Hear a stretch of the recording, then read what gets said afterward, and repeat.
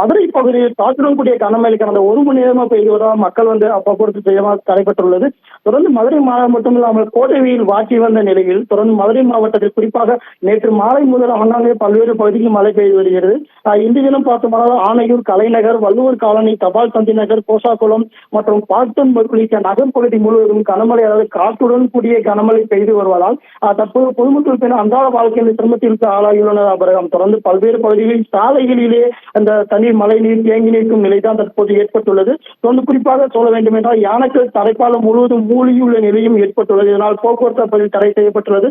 தொடர்ந்து பல்வேறு இடங்களிலும் கூட சாலைகளில் கிட்டத்தட்ட மாநகராட்சி பகுதிகளில், வார்டு பகுதிகளில் எல்லா பகுதியிலும் மழைநீர் உள்ளே தேங்கி இருப்பதால் சாலைகளில் வாகனங்கள் செல்ல முடியாமல் தவிக்கும் நிலைதான் ஏற்பட்டுள்ளது. தொடர்ந்து காற்றுடன் கூடிய இந்த கனமழையினால் மக்கள் தற்போது சிரமத்துக்கு ஆளாகியுள்ளனர். அவர்கள் தொடர்ந்து பல்வேறு பகுதிகளிலும் சாலைகளும் மோசமாக இருக்கும் சூழ்நிலையில் இந்த மழைநீர் தேங்கி இருப்பதால் ஆங்காங்கே வாகனங்கள் கீழே விழும் நிலையும் ஏற்பட்டுள்ளது. அபரகம்